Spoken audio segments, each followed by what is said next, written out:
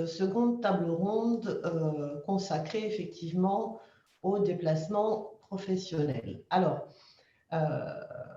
on a voulu, dans le cadre de cette organisation de conférence, donner une place importante au marché du déplacement professionnel. On a vu ce matin effectivement l'importance du sourcing et on vient de voir sur la table ronde précédente l'importance effectivement de la partie marché professionnel. Donc, on s'est posé des questions et on s'est dit, au-delà de cette journée, de cette conférence, finalement, qu'est-ce qu'on va chercher à répondre? Où est-ce qu'on va trouver d'informations sur les différents marchés? Donc, quels sont les différents opérateurs? Quel est le rôle dans la chaîne de la valeur? Comment est-ce qu'on s'intègre dans les marchés multifournisseurs? Comment tous les opérateurs peuvent s'intégrer? Et puis, finalement, une question importante aussi pour l'ensemble des acheteurs publics, c'est quelles sont les tendances de sortie de crise qu'on ne peut pas ignorer. Donc, pour répondre à ces questions, j'ai invité deux personnes que l'APK considère et a qualifiées d'incontournables sur le marché du déplacement professionnel, Frédéric Laurin et Zian Minkara, qu'on a vu notamment réunis en début d'année autour d'un événement qui a regroupé l'ensemble des acteurs majeurs de l'industrie du déplacement professionnel, qui était le grand live du voyage d'affaires. Alors, on a une première question. Si je me place dans la peau d'un acheteur public, si je prends son prisme et que j'ai besoin de faire un marché parce que je suis nouveau ou je veux renouveler mon marché, comme on vient d'en parler précédemment, la première question que je peux me poser, c'est effectivement où est-ce que je vais aller trouver de l'information? Et habituellement, l'information, elle se trouve très facilement dans les salons. Alors, est-ce qu'il existe encore des salons professionnels? Et je crois que oui, ça tombe bien, parce que justement, nous avons le plaisir d'accueillir Frédéric Laurin, qui est le directeur du salon IFTM Topresa. Donc, Frédéric, pouvez-vous vous présenter et nous présenter ce qu'est l'IFTM Topresa? Oui, bonjour à toutes, bonjour à tous. Vous m'entendez tous bien, j'espère, parce que les liaisons ne sont pas toujours très bonnes. J'aimerais évidemment remercier Sandrine Bailly pour cette invitation à cette journée APK qui est l'occasion pour moi de prendre la parole, en effet, sur ce qu'est le salon IFTM Topresa, mais surtout pour essayer, au travers de mon activité d'organisateur de salon, de répondre à une question qu'on est en droit de se poser, c'est comment s'informer sur les tendances du marché en matière de déplacement professionnel et à l'intérieur de ce déplacement professionnel, comment s'informer de toutes ces composantes. Alors, un petit historique rapide du salon. Alors, moi-même, je suis, comme Sandrine l'a évoqué, directeur général de ce salon depuis 5 ans. Mais le salon est beaucoup plus ancien que ces 5 ans, et je ne vais pas remonter aux sources historiques du salon, puisqu'il a 42 ans. Vous voyez, il a 42 ans, donc c'est vraiment un salon historique. C'est un salon national, avec un visitorat national mais international, et avec un historique et une évolution marquée, puisque, pour tout vous dire, à la création de ce salon, c'était en effet un salon beaucoup plus consacré au tourisme de loisirs. Et puis, chemin faisant, la partie déplacement professionnel, business travel, est devenue de plus en plus importante dans le salon. Il est important de préciser, bien sûr, que c'est un salon B2B, donc c'est un salon professionnel, absolument pas ouvert au public. Et quand je vous disais que dans l'évolution du salon, la partie déplacement professionnel était devenue importante, aujourd'hui, le visitorat du salon est composé à presque 30% de visiteurs / acteurs du déplacement pro qui viennent sur ce salon pour une raison simple. Ils viennent rencontrer les fournisseurs et les acteurs de la mobilité qui exposent régulièrement sur le salon. Il s'agit donc, et je me permets de le dire parce que ce n'est pas moi qui le dis, il s'agit donc vraiment d'un rendez-vous incontournable pour le sourcing et en termes de prise de contact. Une fois que j'ai dit ça, je pense que c'est important que je vous donne quelques exemples. Et sans vouloir rentrer dans un inventaire à l'après-vert qui serait un peu fastidieux, j'aimerais vous donner quelques exemples de secteurs et d'exposants qui sont présents et fidèles au salon IFTM Top Resa sur la partie déplacement professionnel. Si je regarde du côté des transporteurs, nous avons des exposants comme chaque année sur le salon, comme Air France, comme EasyJet, comme Lufthansa, comme Turkish Airlines, comme la SNCF, comme une petite compagnie aérienne qui s'appelle La Compagnie, qui est spécialisée sur les allers-retours Paris-New York.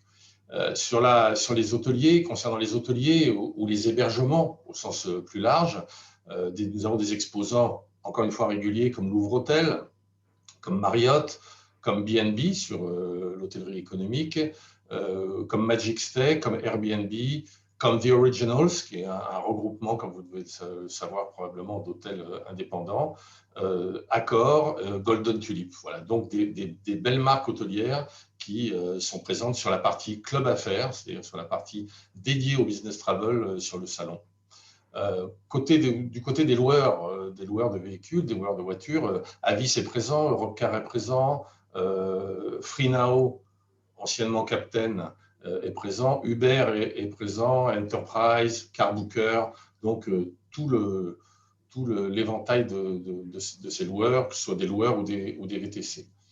Sur la partie, parce que c'est important, moyen de paiement, on a régulièrement à nouveau la BNP, Air+, Amex, Visa, Honey, Mastercard.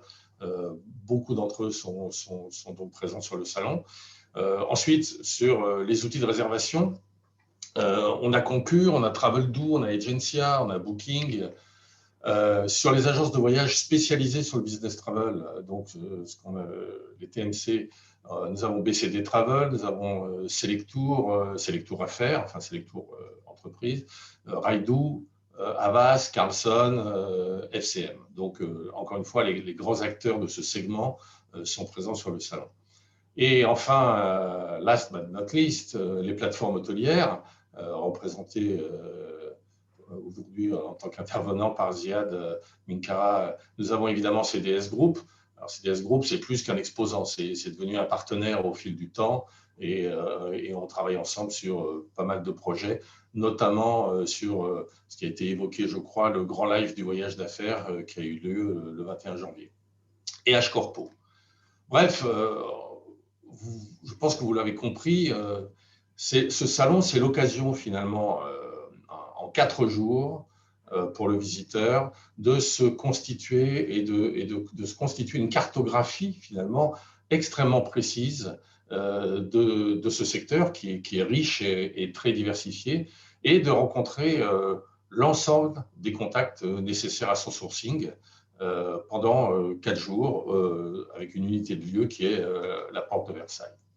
Alors au-delà de la rencontre avec les acteurs du marché, c'est vraiment aussi le lieu idéal pour s'informer des nouvelles tendances, des nouveaux entrants sur le marché aussi. Et ça, au travers des ateliers et des conférences qui sont organisées sur le salon chaque année, dans le cadre notamment des JIVA, c'est un acronyme qui veut dire les Journées internationales du voyage d'affaires, et des ateliers organisés par la FTM qui est l'Association française des travel managers et qui est un des partenaires historiques du salon. Voilà, je ne veux pas vous prendre plus de temps que ça. Je pense que là, je vous ai fait toucher du doigt la spécificité du salon, sa richesse sur les différents segments abordés autour du déplacement professionnel. Mais je reste pour la suite à votre disposition pour toutes les questions que vous pourrez avoir sur ce sujet. Merci Frédéric. Alors du coup, effectivement, on a bien compris que l'IFTM Top Resa et notamment pour les acheteurs publics, parce que je ne sais pas si c'est véritablement connu, est un salon donc, qui va permettre effectivement à l'acheteur de faire tout son sourcing. Mais malheureusement, il n'a pas pu se tenir cette année, étant donné que l'ensemble des salons n'ont pas pu se tenir. Donc, on a quand même constaté que des professionnels se sont mobilisés pour apporter de l'information. et notamment autour de nouvelles formes finalement d'événements.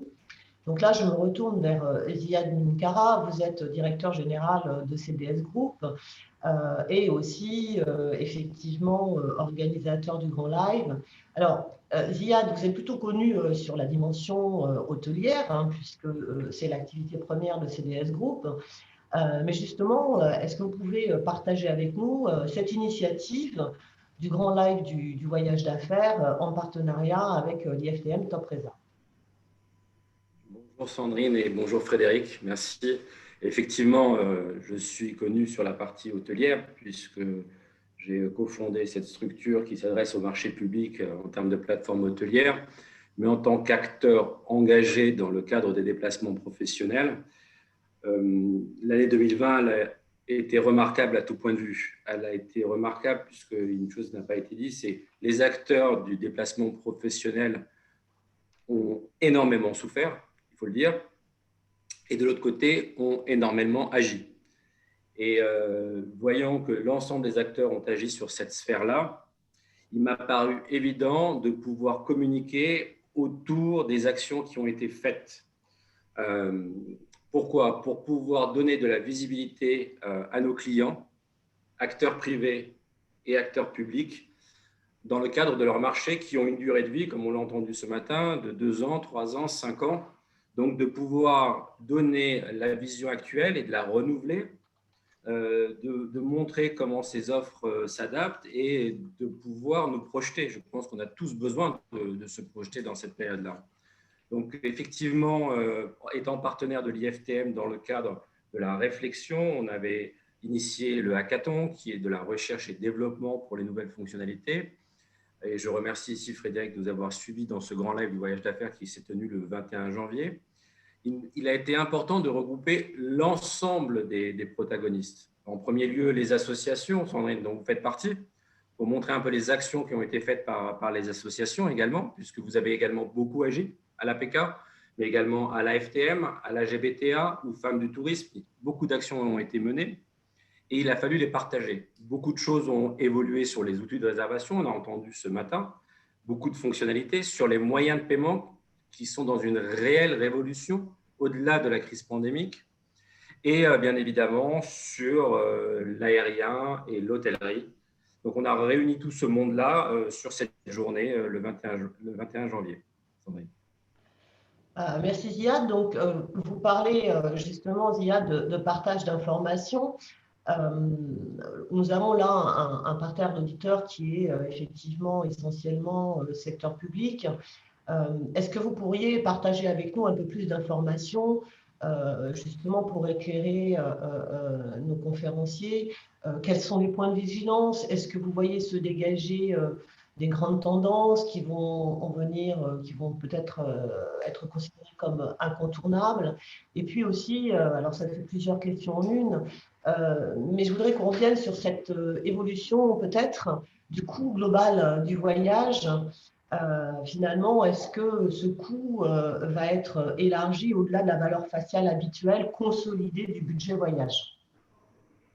Effectivement, Sandrine, c'est sans surprise que le premier indicateur ou les premières tendances ont porté sur cette notion de coût côté fournisseur et du coup, si je peux me permettre, budget chez les administrations publiques. Donc, les facteurs de coût sont de plus en plus pris en compte à 5 niveaux. Il y a les coûts additionnels liés à la sécurité des collaborateurs, des salariés et des voyageurs.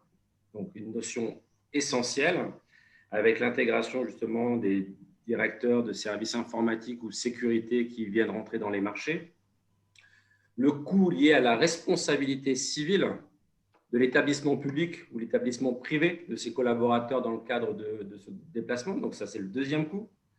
Le troisième coût, on en a entendu parler ce matin sur la mise en place du plan de continuité d'activité.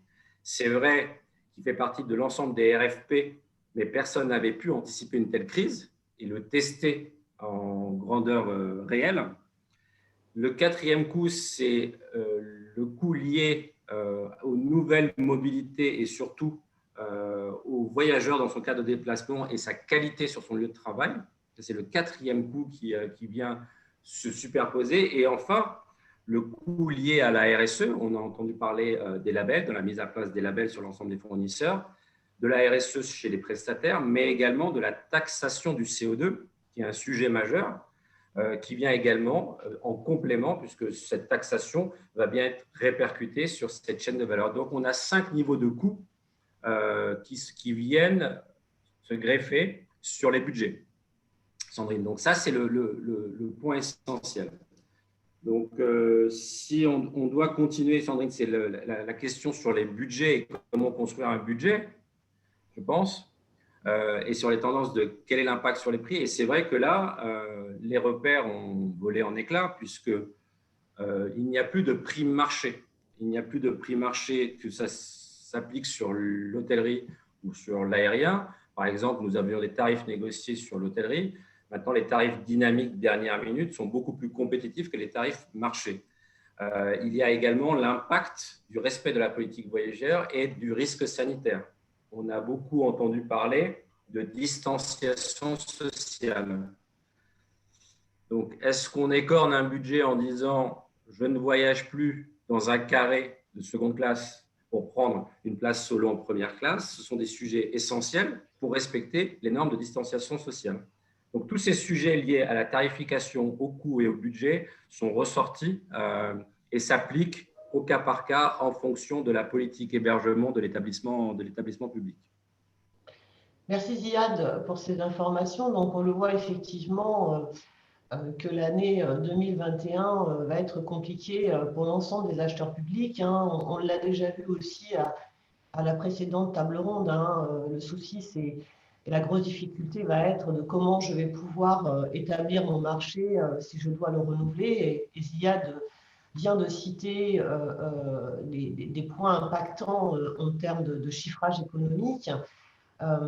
Et du coup, c'est toujours l'idée de cette table ronde, c'est comment je vais faire finalement en tant qu'acheteur public pour suivre toutes ces évolutions au fur et à mesure de l'année.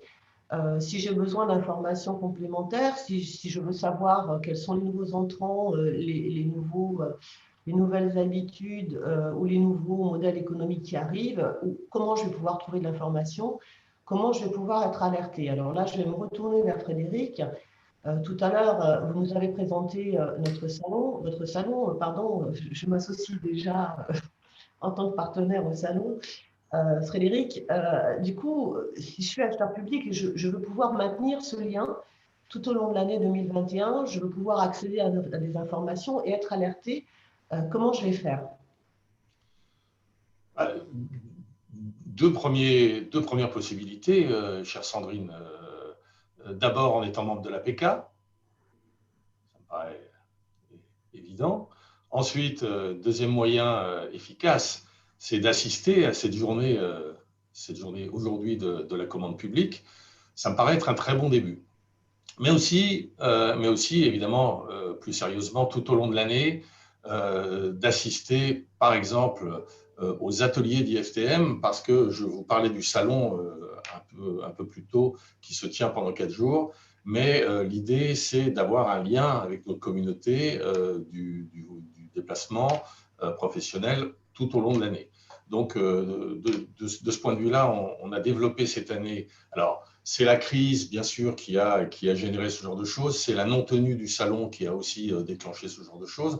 Mais pour le coup, ça va devenir un rendez-vous qu'on va pérenniser sur l'année prochaine, qui sont les ateliers d'IFTM. Les ateliers d'IFTM, peut-être que certains d'entre vous y ont assisté, c'est une émission hebdomadaire sur un vrai plateau télé qui rassemble 4 ou 5 invités plus un animateur et qui traite semaine après semaine différentes thématiques, dont certaines, évidemment, sont et seront consacrées au déplacement professionnel.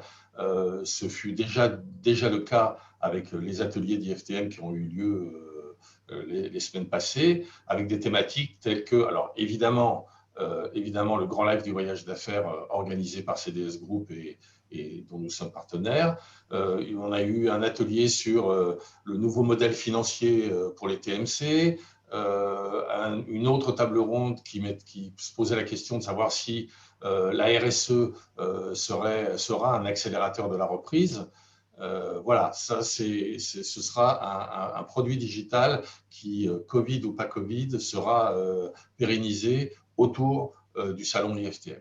Et puis enfin, évidemment, venir sur le salon IFTM Topresa, qui, pour info, se tiendra du 5 au 8 octobre prochain à la porte de Versailles, pour retrouver tous les exposants que j'ai cités au début de mon intervention, et pour retrouver évidemment, entre autres, l'APK, puisque vous avez quand même, j'imagine, compris maintenant que nous avons noué avec Sandrine et l'APK un partenariat dont les contours restent encore à dessiner, mais il y aura sans aucun doute une conférence animée par l'APK sur la commande publique, par exemple. Donc voilà, différents moyens de vous tenir au courant, je dirais, ponctuellement et tout au fil de l'eau pendant l'année. Merci Frédéric. Effectivement, on a voulu mettre ces points en exergue pour maintenir l'information. Un retour d'expérience, je suis secrétaire générale de l'APK depuis 2015, plutôt professionnalisée à l'origine sur les marchés publics et les moyens de paiement. Et quand j'ai abordé le secteur du déplacement professionnel, la première chose qui m'a vraiment frappée, c'est effectivement c'est un marché qui est très diversifié, très complexe. Il y a énormément d'acteurs, beaucoup de solutions, il y a énormément de technologies, il faut bien comprendre toutes les interactions. C'est pour ça qu'effectivement, on s'est associé avec l'IFTM et ce partenariat, parce que c'est vraiment un salon où, pour un acheteur public, dès lors que l'activité va pouvoir reprendre, l'acheteur public va pouvoir se déplacer et en lien avec le sourcing, justement, dans cette journée ou dans ces 2 journées, il va pouvoir trouver finalement nouer des rencontres avec l'ensemble des différents acteurs et mieux comprendre. Le digital a permis aussi, avec l'IFTM, de créer ces ateliers et le Grand Live vient compléter, qui a été mis en place par Ziad, parce qu'il va vous donner des informations plus globales qui vont venir compléter cette rencontre avec les différents interlocuteurs. Ça va vous permettre d'avoir les baromètres, les grandes tendances, l'état général du marché. Donc, c'est vraiment des points qui, pour nous, et c'est pour ça qu'on a appelé cette table ronde les incontournables, qui vont être une source d'information extrêmement riche quand je veux passer un marché ou renouveler mon marché. Donc, bien évidemment, l'ensemble des auditeurs et plus largement les personnes qui nous suivent sur l'APK seront conviées lors de ce salon du 5 octobre prochain. Alors, Ziad, je reviens vers vous. Et finalement, en tant qu'acteur majeur, de par votre activité organisateur et du Grand Live, est-ce que vous pourriez nous dire quelques mots sur les grandes tendances que vous voyez émerger sur le monde du déplacement professionnel? Alors effectivement, Sandrine, beaucoup de recomposition de la cartographie des opérateurs est en cours. Certains vont se repositionner, se redéployer sur certains marchés. Elles ont été adressées par les principaux consultants. Donc, on va vous dire aujourd'hui qu'on va sortir justement les cahiers sur les grandes tendances du voyage d'affaires qui sont issus de notre journée. On les mettra à votre disposition, Sandrine, et sur votre site internet pour les partager avec les auditeurs pour donner vraiment les grandes tendances. Mais effectivement, on a des tendances où on ne sait pas si les réseaux mondiaux vont se recomposer. Dans la façon de voyager avec ces grands hubs, est-ce qu'il y aura une grande tendance de fond? Vous savez qu'il y a le hub Paris, le hub Dubaï dans les déplacements. Ce sont des choses qui vont évoluer dans la façon de consommer. Le remplacement de l'aérien sur le national par le ferroviaire qui était déjà fortement utilisé par les marchés publics.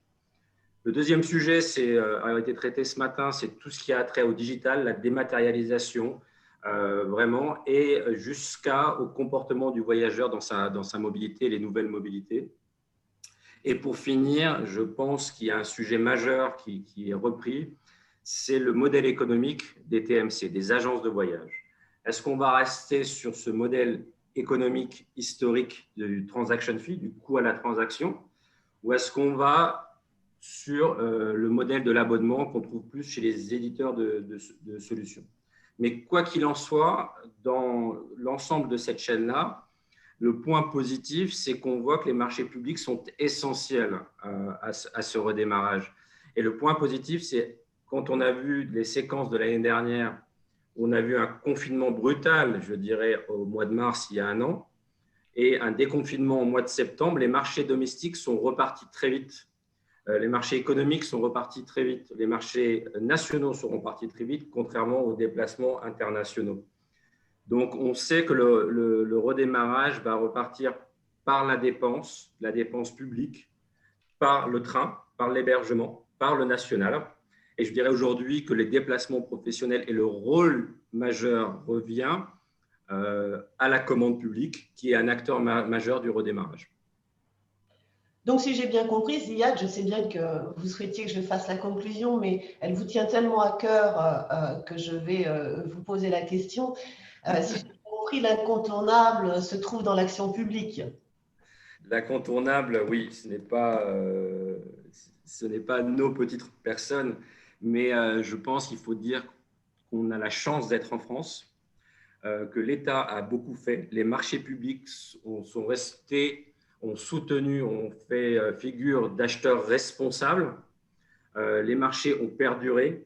Les respects des délais de paiement ont été appliqués. L'État a mis en place des prêts tourisme, des prêts garantis par l'État, de l'exonération de charges pour les acteurs du tourisme. Et ça, il faut le reconnaître, il faut bien le préciser. Et l'État a joué son rôle régalien. Et aujourd'hui, les déplacements dits essentiels sont essentiellement faits par les marchés publics et par les acteurs que nous avons autour de la table. Donc, je souhaite les remercier et on leur dit que grâce à eux, nous allons pouvoir redémarrer et grâce à leur action qui est incontournable, l'ensemble des acteurs a pu opérer à façon minimum versus des grands groupes qui étaient plutôt dans du travel freeze et du travel ban, c'est-à-dire l'interdiction de déplacement professionnel. Voilà Sandrine pour ma conclusion. Je vous remercie en tout cas pour la tribune aujourd'hui, Sandrine et Frédéric, sur cette conférence. Merci Frédéric, merci Ziad pour ces enseignements. Donc on se retrouvera tous le 5 octobre à l'IFTM Topresa et je crois Ziad dès début janvier, grand live du voyage d'affaires dans la continuité. C'est correct. C'est un événement qui a rencontré son public. Les acteurs ont répondu présent. L'animation a été rondement menée sur un plateau. Effectivement, on s'inscrit dans la durée avec Frédéric Lorrain et l'IFTM Topresa sur un minimum les 3 prochaines années pour donner les tendances de l'année N-1 et les tendances des années à venir. Donc, au début de chaque année, de réitérer l'exercice et de vous donner de l'information.